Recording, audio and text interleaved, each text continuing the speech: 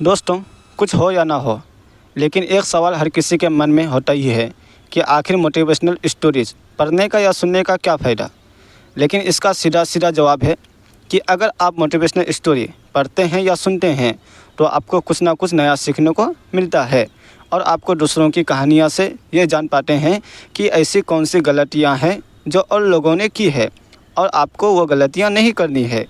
इसलिए आज हम आपको कुछ ऐसी ही कहानियाँ बताएंगे जिनमें आपको कुछ ना कुछ नया सीखने को मिलेगा। एक टीचर ने एक बच्चे को खड़ा किया और उसको बोला कि ये चैप्टर पढ़ के सुना।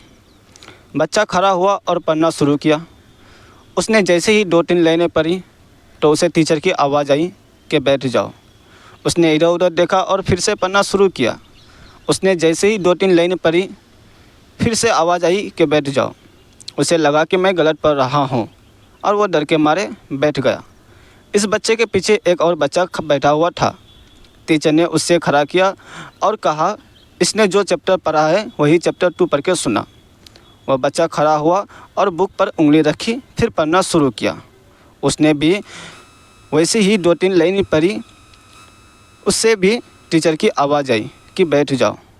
वह पढ़ता गया। उसे फिर से आवाज़ आई कि बैठ जाओ, लेकिन वह फिर भी पढ़ता गया। उसे फिर से आवाज़ आई कि बैठ जाओ, लेकिन वो पढ़ता गया। पढ़ते पढ़ते पढ़ते उसने पूरे चैप्टर ख़त्म कर दिया और चैप्टर जैसे ही ख़त्म करने के बाद अपना सर बॉक्स से ऊपर किया तो देखता है कि टीचर उसके लिए तालियां बजा रहे हैं। तो जो सामने बैठा हुआ बच्चा था उसने बोला कि मैं भी तो वही पढ़ रहा था। टीचर ने बोला कि तू भी वही पढ़ रहा था और वह भी वही पढ़ रहा था, लेकिन उसे पता था कि वह सही पढ़ रहा है। उसे खुद पर भरोसा था और यकीन था कि वह सही पढ़ रहा है। मैंने तुझे भी बैठने को बोला और मैंने उसे भी बैठने को बोला, लेकिन तू डर गया और तुझे लगा कि तू गलत पढ़ रहा है, लेकिन उसे खुद पर यकीन था कि वह सही पढ़ रहा है। यकीन और भरोसा, इसके बिना इंसान किसी भी काम में सक्सेस नहीं है। यह जो विश्वास है ना, यकीन नाम का जो शब्द है, इससे मैं सक्सेस का पहला स्टेप कहता हूँ। इसके बिना आप कोई भी काम में सक्सेस नहीं हो सकते। आपको खुद पर भरोसा होना चाहिए कि मैं ये काम कर सकता हूँ, तभी आपको काम कर पाएंगे।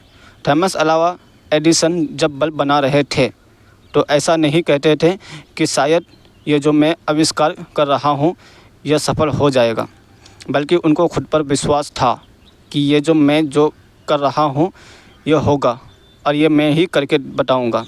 तो विश्वास रखिए दोस्तों। विश्वास के बिना आप कोई भी काम में सक्सेस नहीं हो सकते, कामयाबी नहीं हो सकते, और जो भी काम आप कर रहे हो आपको रोकने वाले बहुत आएंगे।